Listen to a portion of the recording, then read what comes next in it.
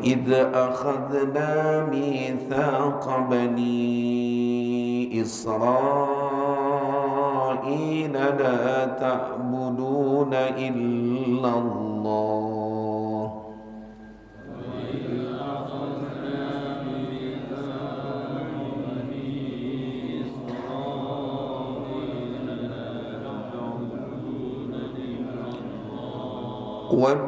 وبالوالدين إحسانا وذي القربى واليتامى والمساكين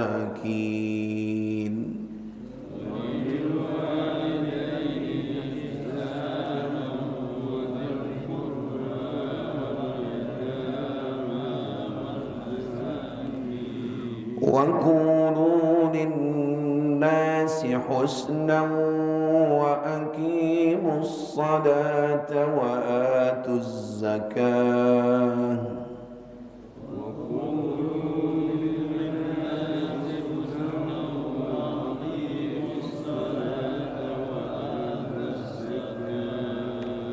ثم توليتم إلا قليلا منكم وأنتم معرضون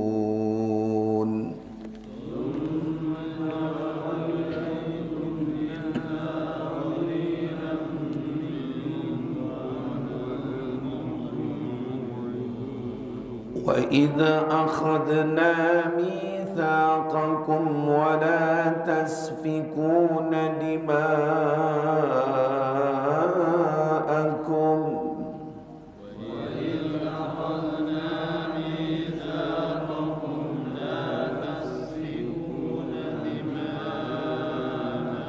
ولا تخرجون أنفسكم من دياركم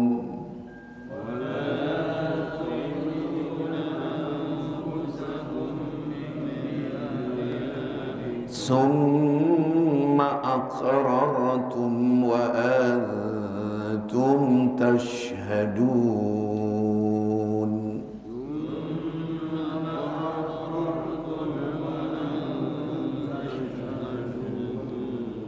ثم أنتم هؤلاء تقتلون أنفسكم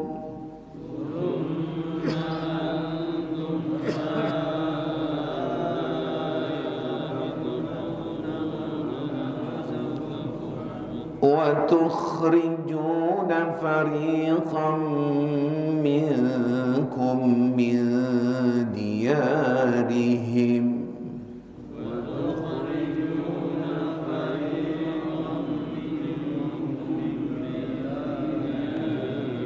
تظاهرون عليهم بالإثم والعدوان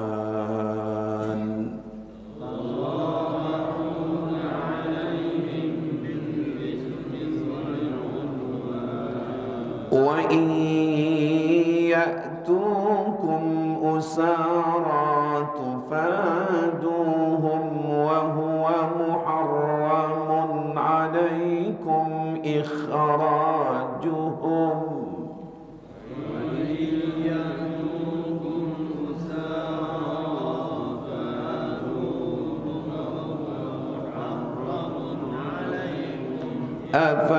أفتؤمنون ببعض الكتاب وتكفرون ببعض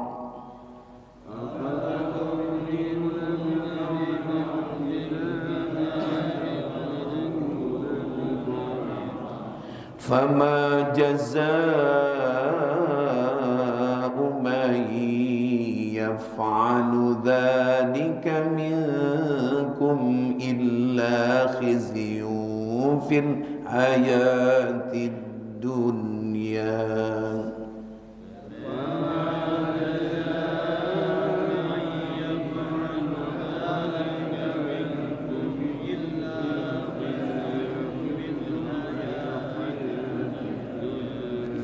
ويوم yaumal qiyamati yuradduna ila asyaddil adab.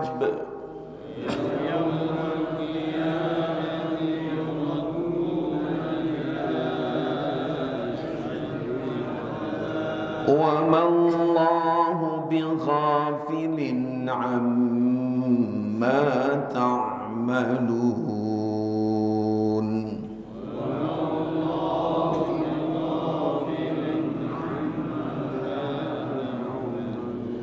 أُولَئِكَ الَّذِينَ اشْتَرَوُا الْحَيَاةَ الدُّنْيَا بِالْآخِرَةِ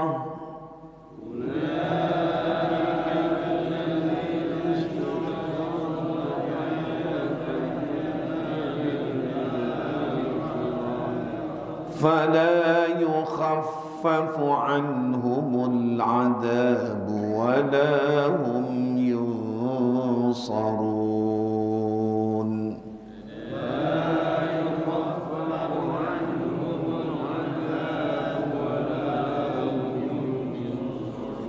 صدق الله العظيم.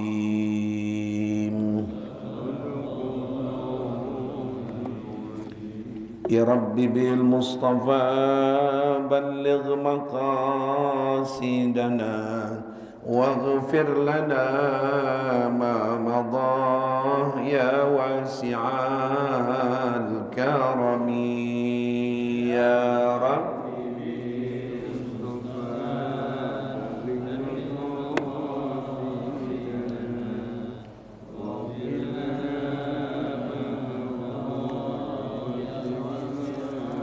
يا أكرم الخلق ما لي من ألوذ به سواك عند هلول للحادث الأممي يا رب.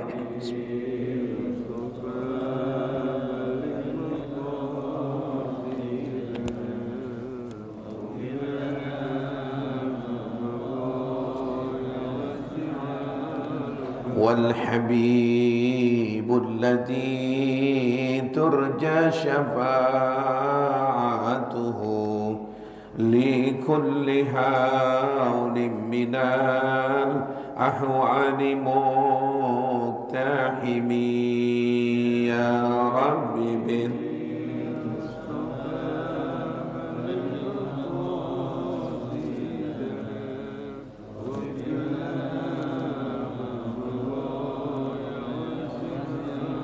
اللهم صل وسلم وبارك عليه وعلى آله.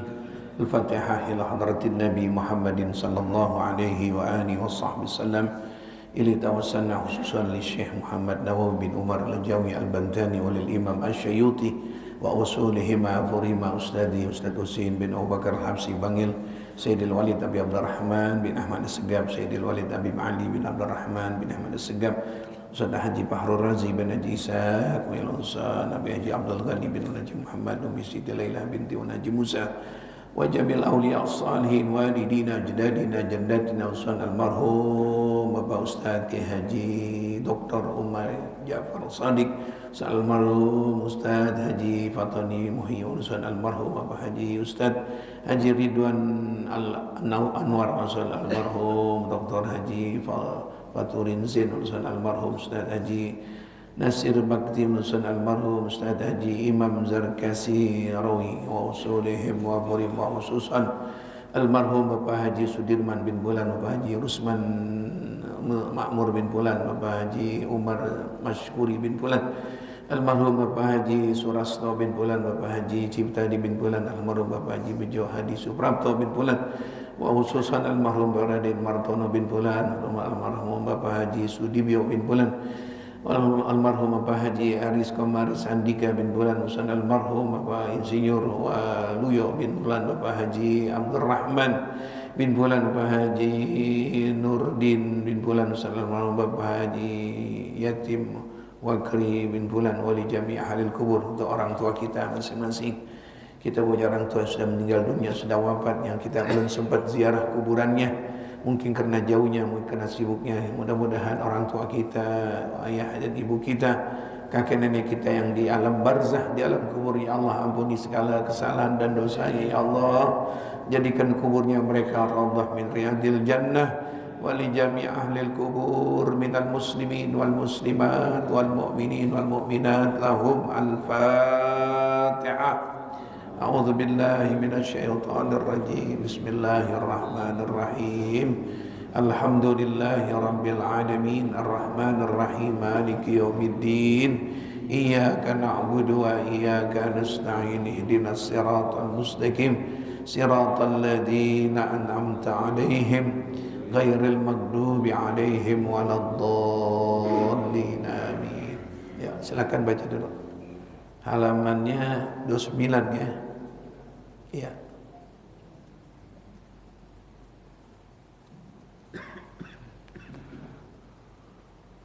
Bismillahirrahmanirrahim. Rasulullah sallallahu alaihi wasallam bersabda, "Man kana awwalu kalamihi la ilaha illallah wa akhiru kalamihi la ilaha illallah wa amila alfa sayyi'atin in ghasa alfa sanatin la yas'aluhullahu an dambin wahidin."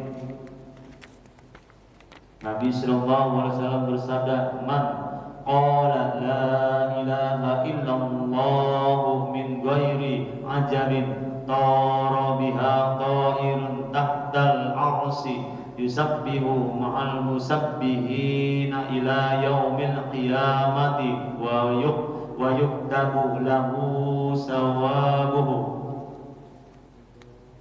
Nabi sallallahu alaihi wasallam bersabda, "Man qala la ilaha illallah Muhammadur Rasulullah marratan ghufira lahu dhunubuhu wa in kanat misla zabadil bahri." Ya, satu lagi. Iza marul mu'minu 'alal maqabiri faqala la ilaha illallah wahdahu la syarika lahu lahul mulku wa lahul hamdu yuhyi wa yumiitu wa huwa hayyul la yamutu biyadihil khairu wa huwa 'ala kulli syai'in qadir. Nawwarahullahu tilkal qubur kullaha wa ghafara liqailiha wa kataba lahu alfa hasanatin wa rafa'a lahu alfa darajatin wa hatta anhu alfa sayyi'atin. Ya, terjemahannya siapa yang baca? Artiin. Siapa yang berpelaannya ucapannya la ilaha illallah, pada akhir ucapannya la ilaha illallah, dan ia melakukan 1000 kejelekan, jika ia hidup 1000 tahun, maka Allah tidak akan menanyakan dosanya sama sekali. Siapa mengucapkan la Yang atas belum? yang Satu lagi, siapa yang membaca la ilaha illallah? Atasnya itu.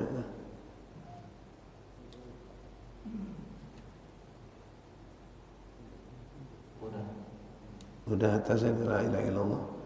Selanjutnya, siapa yang mengucap la ilaha illallah tanpa ujub, mengagumi diri, maka ucapan itu menjadikan terbangnya burung di bawah arasy bertasbih bersama orang-orang yang bertasbih sampai hari kiamat, dan pahala tasbih itu ditetapkan untuknya. Selanjutnya, man qala la ilaha illallah, siapa mengucap la ilaha illallah Muhammadur Rasulullah 1 kali, maka dosa kecilnya diampuni, sekalipun dosa-dosa itu seperti puing di lautan. Yang terakhir, apabila seorang mukmin lewat di atas kubur lalu membaca la ilaha illallah wahdahu la syarikalah lahul mulku wa lahul hamdu yuhyi wa yumiitu wa huwa hayyun la yamutu ghairuh wa huwa ala kulli syai'in qadir. Tidak ada Tuhan melainkan Allah yang Maha Esa, tiada sekutu baginya. Baginya kerajaan dan baginya segala puji. Dia yang menghidupkan dan yang mematikan. Dia hidup tidak akan mati. Pada kekuasaannya, kebaikannya, dan Dia Maha Kuasa atas segala sesuatu. Maka Allah menerangi seluruh kubur itu dengan mengampuni pembacanya, menulis baginya sejuta kebaikan, mengangkat baginya sejuta derajat, dan menghapus dosa baginya sejuta kejelekan dosa-dosa dari dosa-dosa kecil. Wallahu a'lam bishawab. Tanggal berapa sih? Tanggal berapa sekarang? Hah? Berapa? 18.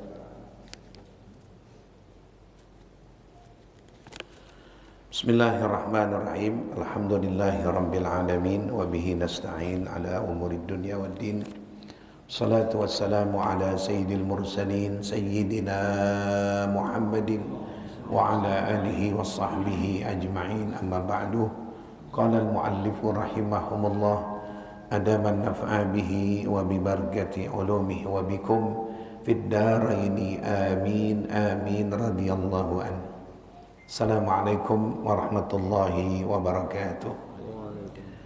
Para jamaah sekalian, bapak-bapak, saudara-saudara, dan juga ibu-ibu rahimakumullah, kita meneruskan kembali tema tentang keutamaan orang yang suka membaca kalimat tauhid la ilaha illallah. Hadis yang tadi kita baca, Rasulullah mengatakan man qala la ilaha illallah. Siapa orang yang suka membaca la ilaha illallah, la ilaha illallah, dalam kesepian, kesendirian dia tidur, belum juga bisa tidur malam. Bukan dia bengong, bukan dia menghayal macam-macam, mulutnya supaya enggak dibarengi dengan menghayal. Karena kalau enggak kerjanya mulut, ini otak melayang-melayang kemana-mana tuh. Disibukin dengan la ilaha illallah, la ilaha illallah, la ilaha illallah, sendirian begitu tuh, khalisan mukhlisan, ya, dengan ikhlas semata-mata, ikhlas. Dimanapun dia baca kalimat tauhid, bukan ingin dikatakan oh itu lihat agamanya kuat, oh dia orang tauhid, oh dia orang yang enggak. Orang itu yang dia selalu baca la ilaha illallah, ikhlas murni baca dimanapun dia baca. Nabi memastikan ini, Nabi mengatakan dakhalal jannah, maka dia akan masuk surga. Ini persoalan yang penting jamaah ini. Artinya gini, kita ingat rukun Islam ada 5, ya 5. Salat setelah rukun Islam pertama, zakat setelah Islam rukun pertama, terus haji dan puasa setelah rukun Islam pertama. Apa rukun Islam pertama? Tauhid, pondasi. Isinya itu syahadatain adalah isinya intinya la ilaha illallah. Itu artinya kita berdiri untuk sholat karena siapa? Kita nanti mengerjakan puasa karena syahadat, karena siapa itu? Kita zakat, kita puasa, kita haji karena siapa? Jadi injakan kita punya tauhid pertama adalah injakan tahlil, yaitu kalimat la ilaha illallah. Artinya injakan yang harus tauhidnya mukhlisan, kena ikhlas. Ya maaf, orang kadang-kadang gini jamaah, sekalipun dia ikhlas tapi mengundang orang perasaan yang macam-macam. Kita tujuannya adalah ngucapin la ilaha illallah. Tapi ente kenapa sih depan bikin peragaan yang aneh-aneh? Misalnya, yang saya dapatkan, kalau mereka dalam keadaan kumpul bersama dalam acara apapun, di paling depan, itu dibuka tasbihnya, ditampilin di hadapan orang banyak lain. Orang yang begini memperagakan kalimat tauhid benar cakep, tapi mengundang nggak selamat orang ini dari ikhlas. Apa kudu ditampilin macam-macam yang bunyi tek tek tek tek. Maka Nabi mengatakan mengucap la ilaha illallah yang murni ikhlas. Di hadapan orang ente keluarkan tasbih yang dibuat dari Turki, yang mahal itu, yang dari batu. Iya, di hadapan sunnah. Apalagi dia beli tasbih yang panjang tuh, yang model kayak Rambo. Lah, ente apa ini? Nabi suruh kalimat tauhid yang ikhlas, yang murni, nggak ingin dipuji sama orang. Kadang-kadang kita gitu jamaah. Mohon maaf kalau pakai bahasa kasar, sok tauhid, sok kampung. Nabi bilang apa? Khalisan mukhlisan, murni. Enggak ada. Jadi kalau murni gimana? Enggak pengen tampilkan sama orang macam-macam. Emang Allah enggak lihat kalau ente baca kalimat la ilaha illallah tanpa tasbih, apa lantas kurang sah? Kita misalnya dalam sholat, ilayya rabbi subhanallah, harus tampilkan tasbih gitu. Kapan dapat orang pakai tasbih? Sholat di rumah sendirian nggak pakai tasbih, cukup bentuk begini. Apa Allah keliru kalau kita nggak baca, kalau kita nggak ngitung-ngitung? Maaf, saya luasin dikit nih. Ini termasuk pelajaran jemaah. Sekalipun mungkin menurut dia bagus. Saya ada penutupan pengajian kemarin malam, satu majlis begini.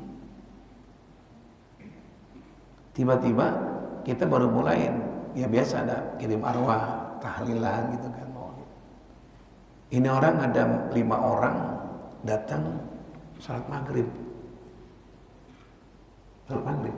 Kita lagi la ilaha illallah. Jamaah.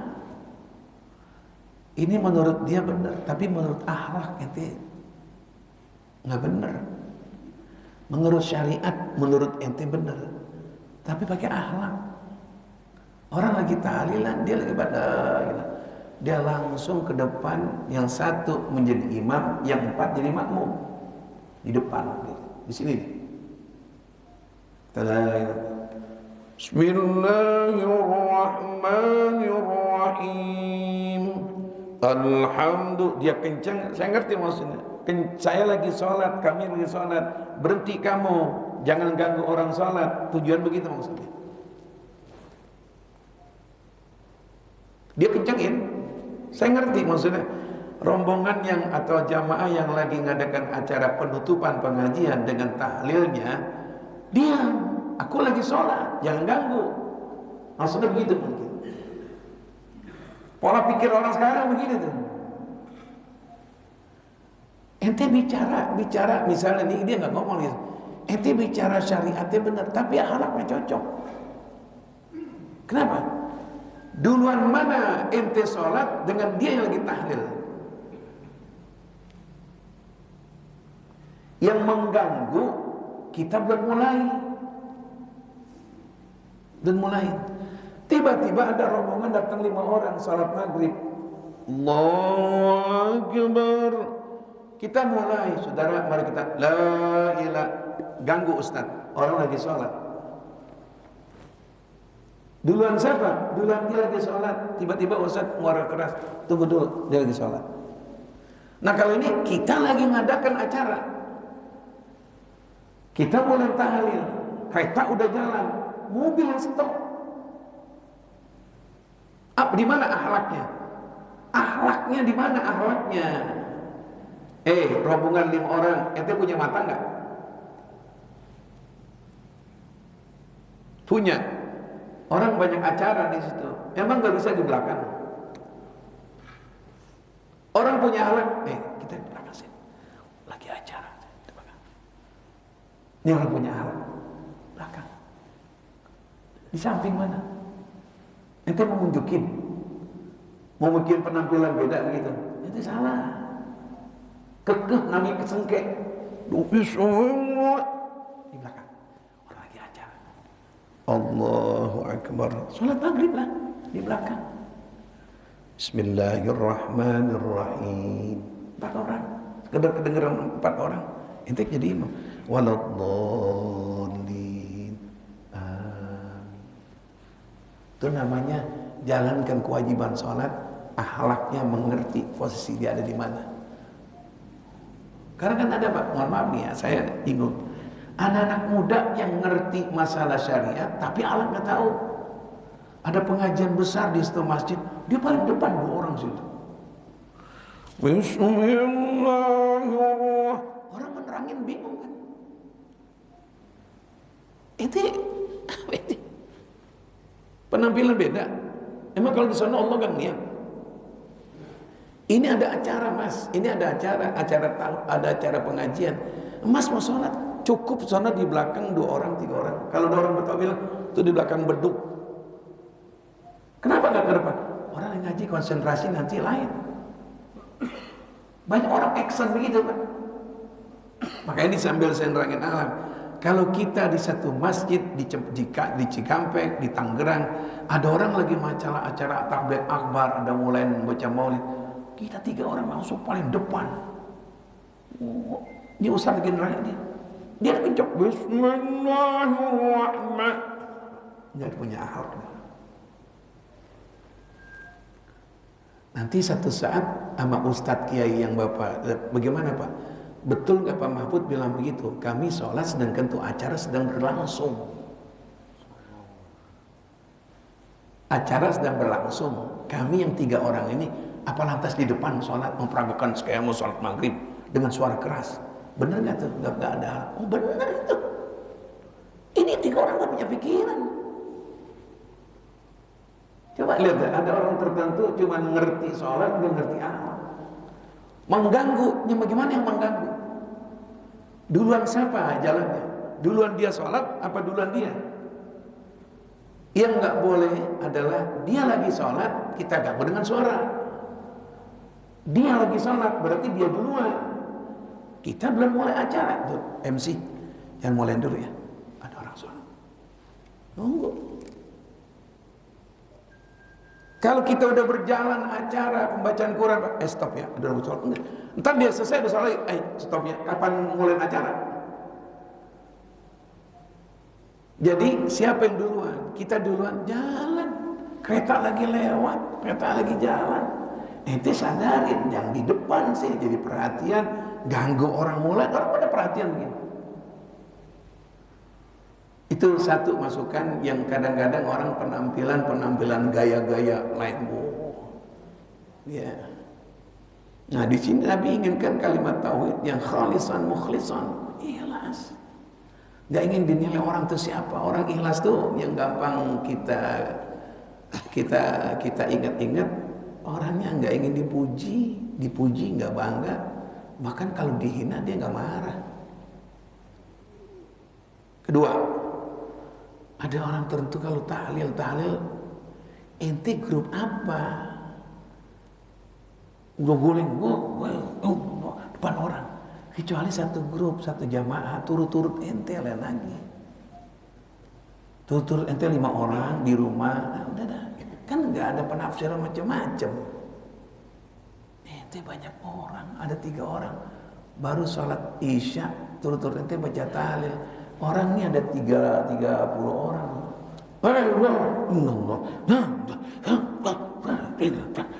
Orang pada menengok ke sana. Ada orang disco di mana itu? Jadi Nabi menjaga, jangan sampai ini kalimat yang murni, yang bersih, yang nyelamatin dibungkus dengan keriaan. Tauria, pamer, jangan. Orang yang mukhlis dia tahu jaga. Aku tahlil, aku ucapin tauhid, Allah tahu. Aku sederhanakan ucap la ilaha illallah, la ilaha illallah. Allah tahu. Allah illallah. Assalamualaikum. Kamu nggak tahu ya? Aku lagi baca zikir. Kurang ngajar kamu ya. Ini orang bukan ikhlas. Diputus hubungan hablum minan nas dengan ente. Lain lagi sholat, ini lagi ngucapin. Assalamualaikum, salam. Gak apa-apa, sehat. Apa hukum yang girangin orang? Dan bagaimana hukumnya? Kayak gini, la illallah, la illallah. Dia nggak tahu nih apa. Assalamualaikum. Mas, saya lagi zikir ya. Ganggu aja kamu. Ini orang kaku. Namanya hidupnya sengkek. Yang nggak boleh lagi sholat diganggu, lagi zikir potong sebentar. Sana sehat Pak, alhamdulillah. Orang gira nggak? Kita tanya, kita potong. Nah, gila, dicolek kita sama Pak Juntung, sama Pak Jisa. Pak, alhamdulillah. Sehat Pak, alhamdulillah. Mohon maaf Pak, ya silakan. Orang yang kita tegur gira, alhamdulillah. Daripada gini, Pak, maaf ya lagi zikir Pak. Jangan ganggu ya. Itu yang tadi mau salaman gak jadi, bahkan diomelin, girang apa senang begitu. Pikir deh. Ini mohon maaf nih, banyak orang-orang yang kaku, yang gak boleh kita ganggu, lagi hablum minallah. Kenapa kita harus salat? Assalamualaikum warahmatullahi wabarakatuh. Udah sama Allah udah putus. Sekarang ada bagian tertentu, salam kanan, salam kiri, ada kebutuhan manusia mau nanya, jawab. Ada orang yang tangan, sambut tangannya dia. Ada orang-orang tertentu, mohon maaf, kalau gak ngaji, mohon maaf ya. Kalau ngaji gak dapat siraman dari ulama-ulama, hidupnya kaku. Coba dah, ngaji gak pernah dapat nasihat-nasihat orang-orang yang lebih hebat ilmunya, gak pernah dengar. Dia tahunya semata-mata ini aja. Assalamualaikum Pak, jangan ganggu ya, saya lagi zikir ya. Atau lagi ini, mohon maaf nih, ini harus dicontohin. Mohon dicontohin ini, lihat. Dia lagi baca Quran. A'udzu billahi minasyaitonir rajim. Yasin wal Quran. Assalamualaikum. Gak apa-apa. Salam. Gimana kabar nasihat? Mohon maaf Pak ya. Salam. Yasin ulangi daripada Yasin masih dibaca. Assalamualaikum. Mas, buta mata kamu? Saya baca Quran tahu. Tuh orang girang nggak tadi gitu ya? Dia lagi baca Quran, orang beri salam, ada mau nanya, kuncinya jatuh dan sebagainya, dinasihatin.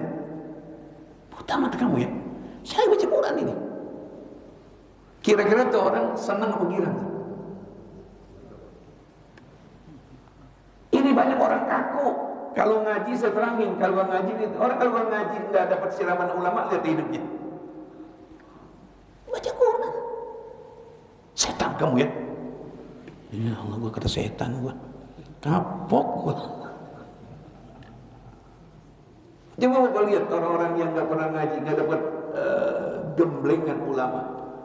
Ulama kata nggak apa-apa, putuskan hubungan kamu sebentar demi menggirakan manusia ini yang kamu negur. Apa sih?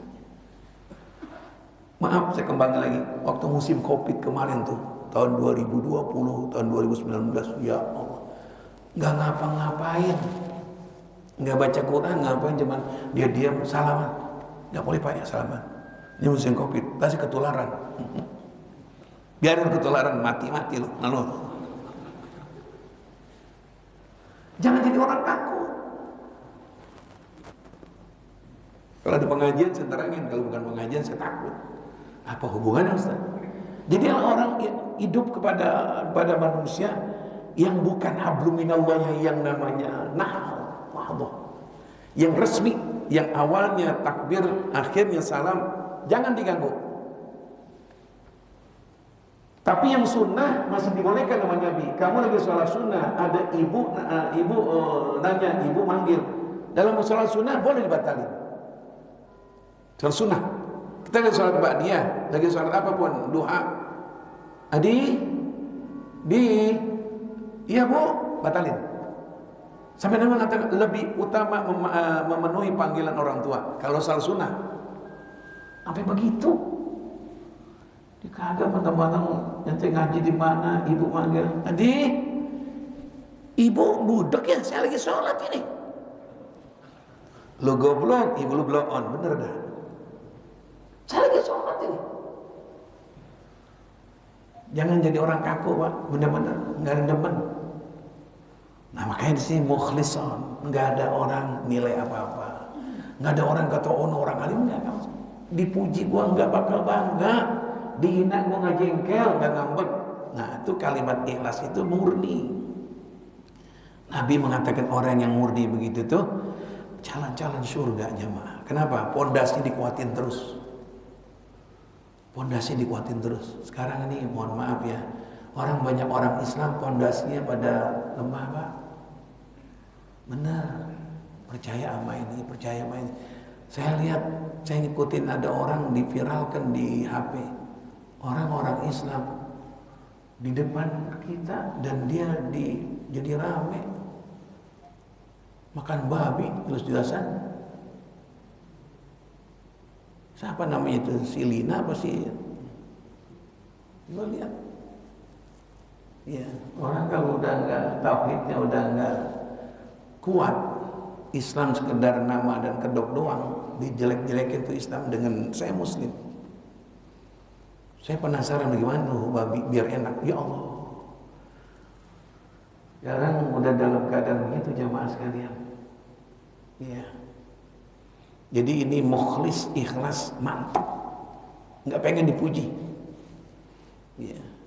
Itu orang-orang surga begitu, hanya pada Allah. Biarin aku dikatain apa, gila nih orang ini sendirian. Nggak apa-apa, emang aku gila. Tapi kepada Allah aku harmonis.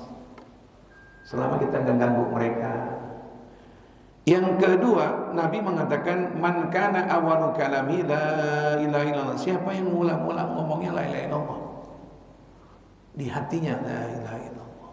Saudara-saudara sekalian, ya Allah, la ilaha illallah. Oh. Awal omongannya selalu la ilaha illallah. Apalagi wa akhiru kalami la ilaha illallah. Penghabisan omongannya, penghabis napasnya, penghabisan mau tidurnya, tetap juga la ilaha illallah. Emang ini hidupnya dihiasi la ilaha illallah. La ilaha illallah, la ilaha illallah. Kaget subhanallah. Kaget ya subhanallah.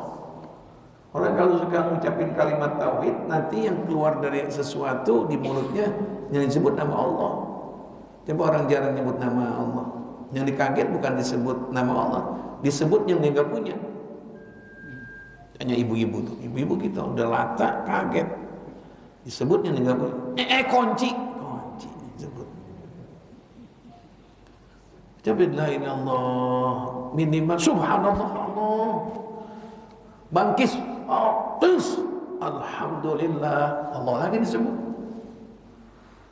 Itu orang-orang yang memang udah berakar berurat, ngomongnya awal akhir, tidur bangun tidur Allah mulai disebut. Jelek, cakep. Apa ya Rasulullah? Orang seperti itu yang selalu awal akhir la ilaha illallah, lihat ini kita. Wa amila alfasanatin sayiatin. Seandainya dia mengerjakan 1000 dosa. Ini Nabi, ya. Ini orang suka la ilaha illallah tapi dia suka mengerjakan 1000 dosa. In asa alfasanah. Dia hidup juga 1000 tahun. 1000 tahun, 1000 dosa dikerjain. Nanti di akhirat la yas'alullahu an dzambin wahid. Allah enggak nanya kepada orang ini, dosa satu pun enggak ditanya. Itu mah terserah Allah.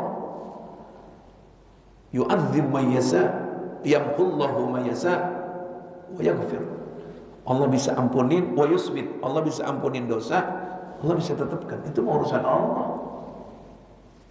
Kita enggak bisa protes, hak wewenang Allah. Gimana yang membunuh 99? Tanya mana dosa, kalau Allah aku ampuni mau apa? Urusan Allah. Urusan manusia, ya Allah dosa saya banyak, maaf ya Allah. Allah udah ampunin. Kita punya HP ada 1000 WA. Kita yang punya, bisa nggak dihapus sendiri? Apa nunggu 3 jam? Hapus semua, tag nunggu setengah jam, hapus. Gue punya HP, mau dihapus kayak, menetapin kayak. Aku yang punya hamba aku. Dia ucapin la ilaha illallah, disebut namaku melulu, aku ampunin dosa 1000 dosa. Itu mau urusan Allah. Mau nyapusin dosa apa? Kita. Ini Nabi mengungkap keutamaan orang yang suka mengucap la ilaha illallah. Seandainya dia punya dosa, sampai begitu diampuni dosanya. Itu keutamaan kalimat la ilaha illallah. Yang berikutnya ada nanti yang penting yang terakhir. Man qala la ilaha illallah min ghairi ajabin. Tuh lihat tuh. Siapa orang mengucap la ilaha illallah tanpa ada kebanggaan. Tadi itu bangga aku. Tasbih ditaruh di sini, diikat. Sini kanan. Apa itu? Oma Irama waktu dia pakai tasbih di leher. Saya punya guru Ustaz Husin Al-Habsyi datang ke Tebet. Dulu dia rumahnya di gudang peluru. Dari Kampung Melayu ke barat dikit. Datang ke sana. Saya tanya, waktu ke Jakarta kemana Ustaz? Anak rumah ngaji Omay Rama. Kenapa? Di antaranya karena anak ada diminta untuk acara pengajian. Anak mampir rumah beliau, saya bilang, Bang Haji, ente jangan pakai tasbih di leher. Dia nanya, kenapa Habib? Jangan. Ada tasabuh, ada penyerupaan. Nggak boleh menyerupakan. Karena yang biasanya mengalungkan leher perempuan, sekalipun itu bukan emas, tapi namanya mengalungkan. Oh ini Beb, hanya sekedar untuk taruh di sini. Nggak mungkin Bang Haji, taruh di kantong. Kenapa kita kalungan begitu? Itu bangga. Kecuali ada hal sakit, itu tasbih menghilangkan penyakit. Saya punya ini nggak bisa nengok, tapi dengan ini itu namanya ada sebab penyakit lain lagi tuh. Dan itu benar-benar obat, bukan action. Yang kebanyakan apa? Action.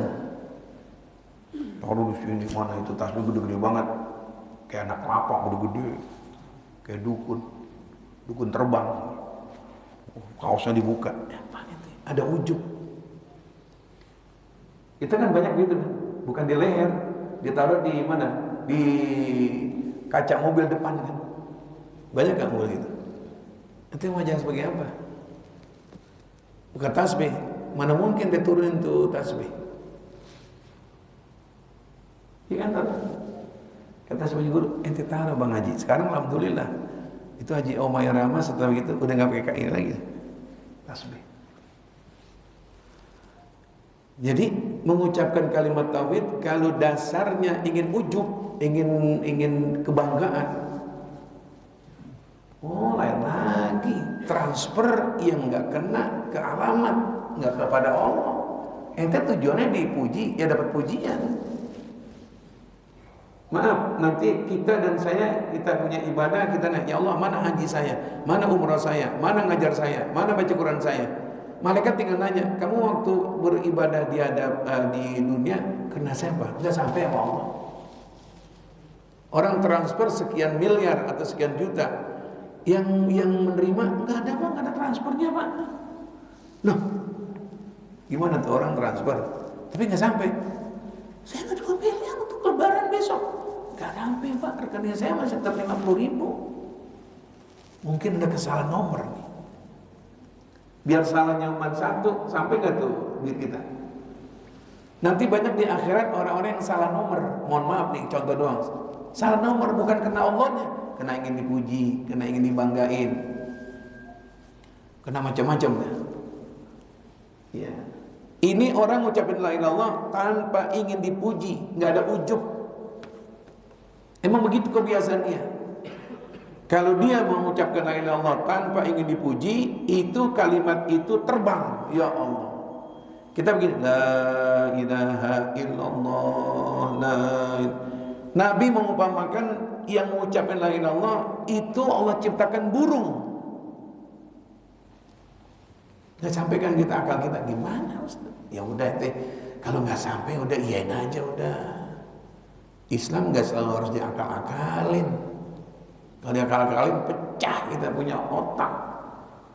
Contohnya, lah ini, masa ngucapin la ilaha illallah Allah ciptakan burung? Oh itu maksudnya biar kelihatan burung. Oh ada burung gitu. Coba ada nggak di Islam yang nggak masuk akal?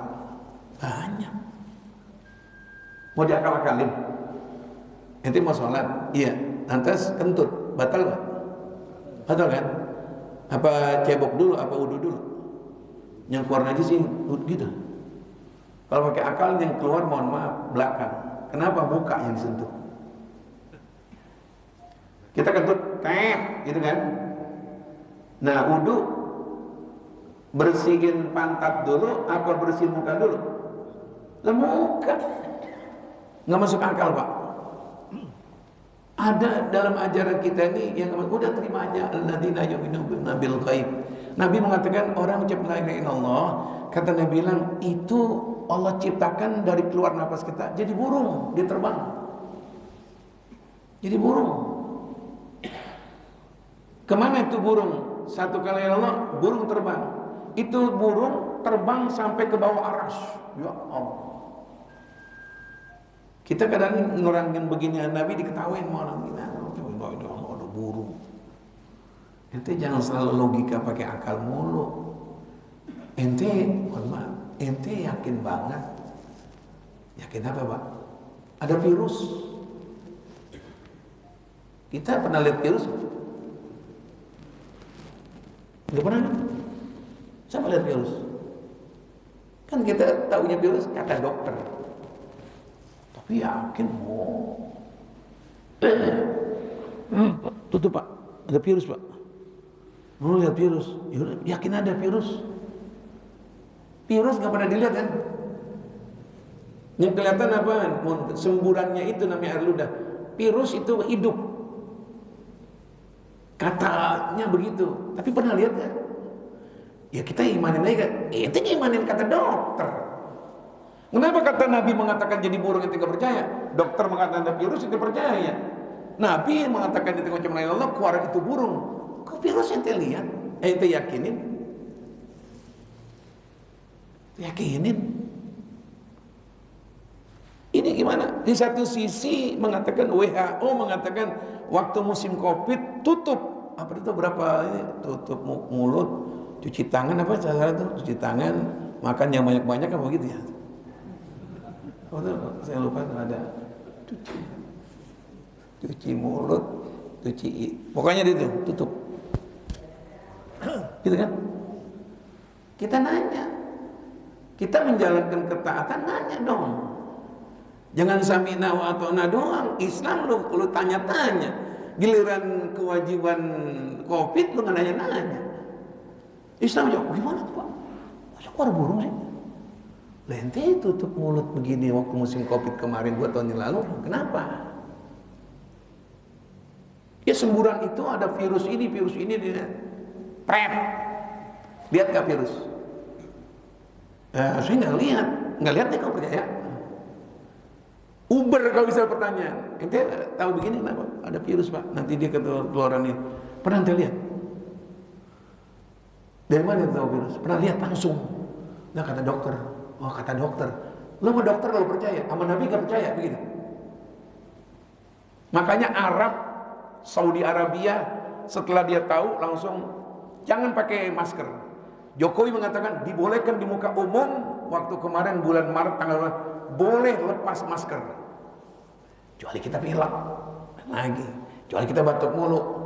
Orang yang ngedemen kita lagi makan prasmanan atau lagi makan 3-1-6 nyembur mau bangkis nggak demen kita baru nyoba puas habis punya orang.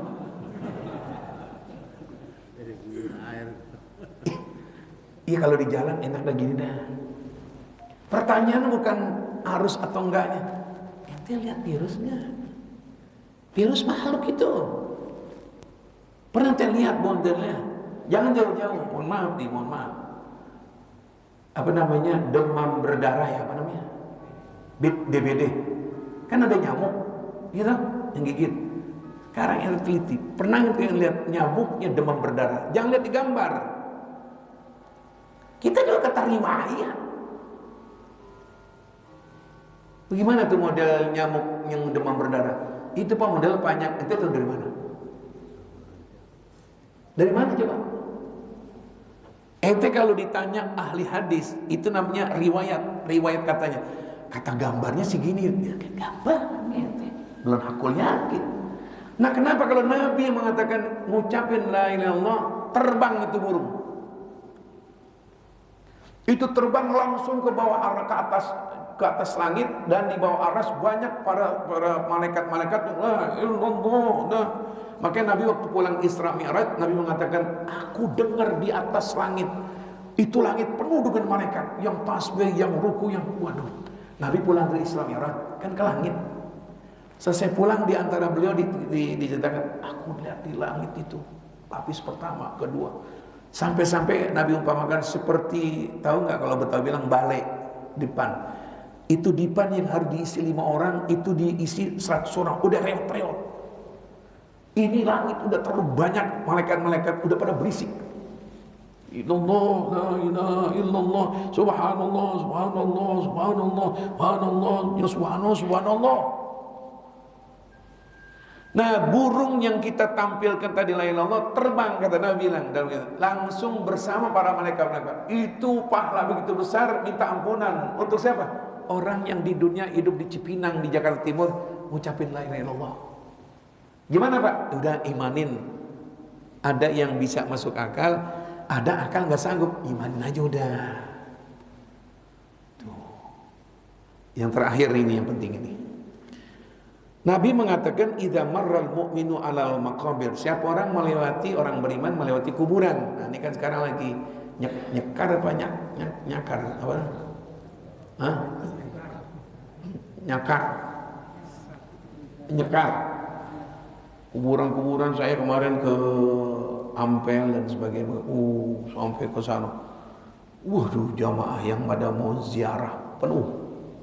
Di kita sini kalau naik mobil Pak nih udah mulai hari ini jangan lewat Kemiri Pak nih kalau siang. Waduh penuh. Jalan karet udah banyak penuh. Nyekar dah. Ya apa? Silaturahmi pada yang meninggal dunia. Ini adabnya kita masuk ke kubur, assalamualaikum ya ahlul kubur. Apa kita ke sana tuh ya? Apa namanya tuh dekat ini namanya Layur, Cipinang.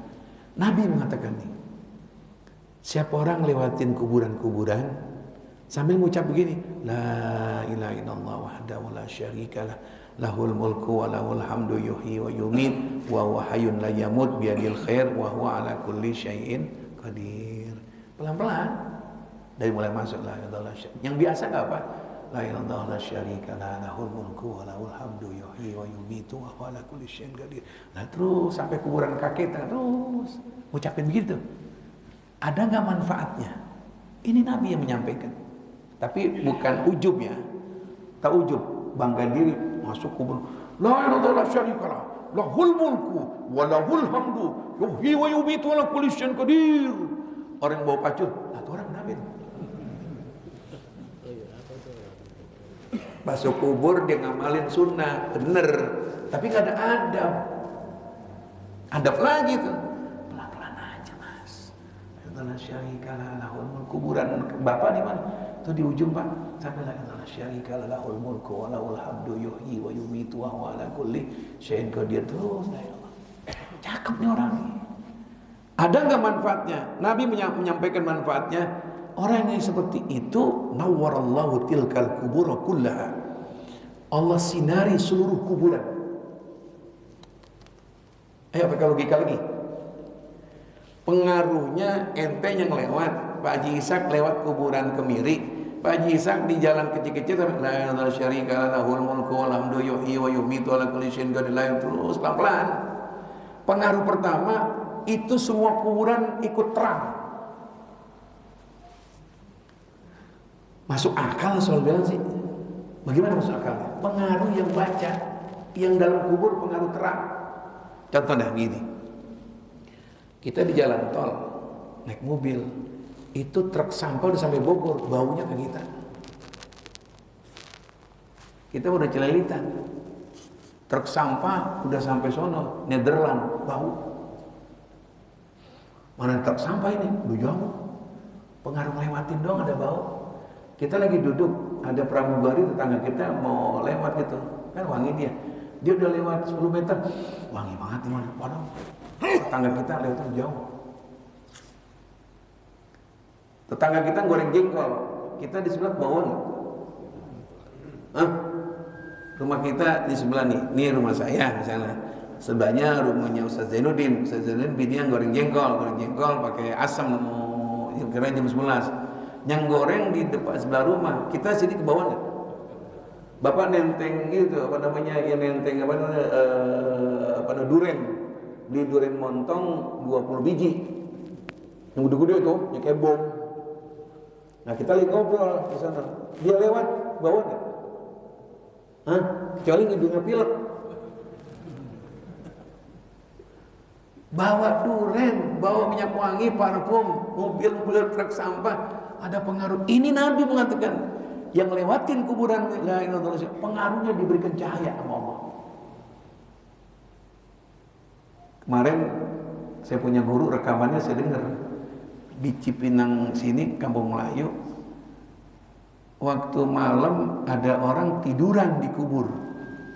Nggak malam sih, jam 9 lah gitu. Itu juga ada kubur. Yang negor Pak Haji Isa. Di sholat Isya lagi mengunci itu musola. Dah, ini orang. Gimana ini orang pakai baju koko itu? Mas, saya sih, apa Haji? Lu ngapa tidur di kuburan ini? Dia nggak sadar.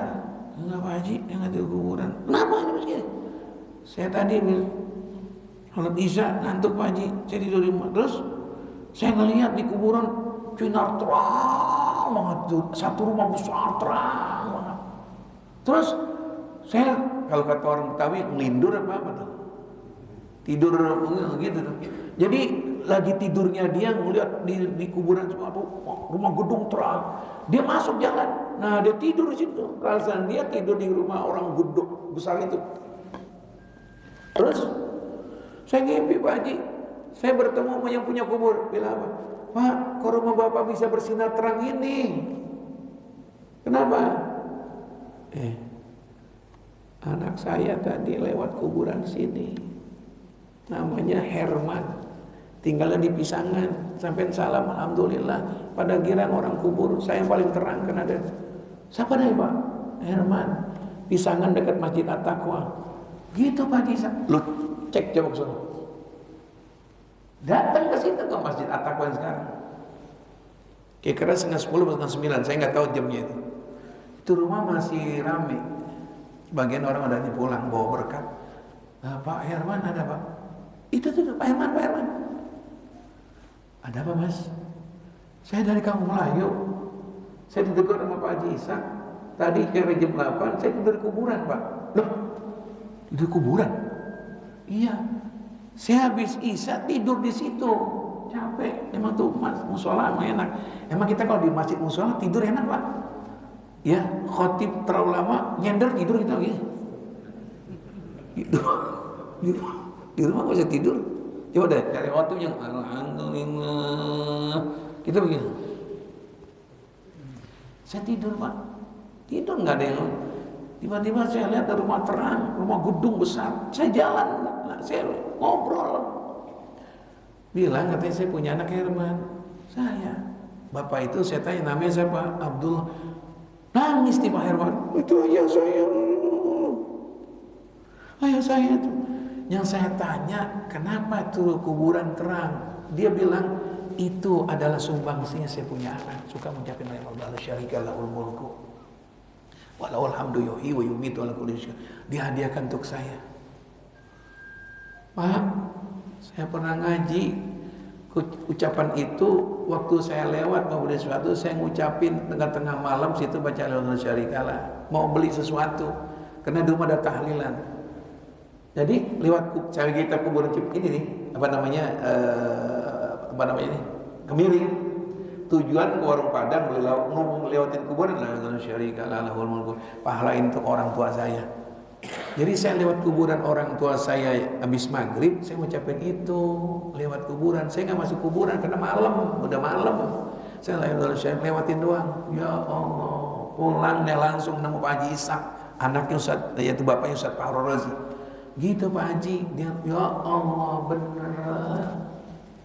Lu yang dibuktiin. Kuburan-kuburan manapun yang Nabi mengatakan bilang lewatin baca la ilaha syarikalah sampai akhirnya, keutamaan pertama itu kuburan Allah berikan sinar cahaya.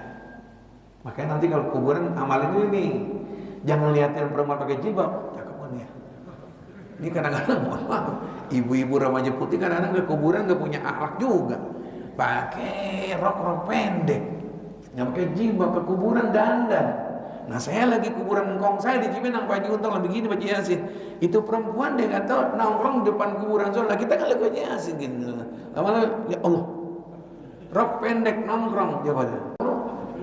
Jadi kita nggak ingat mati gara-gara yang ziarah begitu. Makanya kalau kita ngajak anak yang perempuan pakai jilbab, ini dia nggak ngaji kali Pak, pakai rok pendek, yang orang putih, roknya hitam, kayak jilbab sini, wah kayak orang Islam. Nah kalau orang diri aja jengkul kelihatan, apalagi nongkrong. Coba bayangin kalau nongkrong, rok segini nongkrong, bagaimana coba? Ayo kita bayangin bareng-bareng coba. Lah di depan saya, di depan dia, di kuburan dia nggak sono kan. Nah kita udah pada kakek tuh, Cipinang paling tengah. Nah, begini nggak ngeliat. Nah, tuh orang. Jadi gua Yasin kita tetap balik gitu, jadi begini Yasin gua ini. Lu nggak beres tuh. Jadi kalau punya anak perempuan ikut ziarah, jangan sampai itu pakaian jadi fitnah. Jadi pertama kuburan dibikin cahaya, yang kedua manfaat untuk kita. Wa ghafara liqailiha, diampunin ngucapin Allah waktu lewat kuburan dosa kita tuh. Wa katabalu alfi hasanatin, dan Allah catat 1.000.000 pahala kita ngucapin. Wa rafa'alahu alfa darajatin, dan Allah angkat derajat 1.000.000 derajat. Wa khata'anhu alfa sayatin, Allah hapus dosa-dosa kecil sebanyak 1.000.000 dosa. Jamaah, jadi insyaallah kita nanti tema yang baru. Rasanya pengajian kita biar bulan Ramadan nggak libur aja ya, terus aja ngaji ya. Kita baca Quran dapat, hadis dapat, jadi nah pulang baru udah masing-masing. Nanti hari Sabtu besok udah masuk bulan Ramadan kita tuh. Insya Allah malam Kamis kita udah tarawih. Jadi gimana Ustaz, biarin pengurus belum memvonis dan belum mengetuk palu, libur atau tidak? Saya sih guru pengen nggak libur. Nah, biar ngaji terus, kan ada manfaatnya, dapat Quran baca, hadis dapat. Pulang tidur dah enak ya. Sekalipun ada keputusan MPR TAP sekian-sekian, nah, sebagai guru tetap kita ngaji Pak ya. Ya Pak ya. Ya nanti kalau keputusan dari TAP MPR diliburkan karena orang lapar, ngantuk dan jadi mengganggu, bisa liburin. Tapi saya pengen ini kena amal ibadah dilipat ganda ke bulan Ramadan, apa salahnya kita ngaji lebih hebat lagi ya. Ya Pak ya. Ya mudah-mudahan Allah berikan sehat walafiat. Kita girang Ramadan tiba, mudah-mudahan Allah berikan panjang umur sehat di bulan Ramadan. Rabbana atina fid dunya hasanah fil akhirati hasanah wa qina adzabannar. Wa sallallahu ala sayyidina Muhammadin wa ala alihi washabbihi wasallam. Alhamdulillahi rabbil alamin. Alhamdulillah ala ni'amillah. Alhamdulillah ala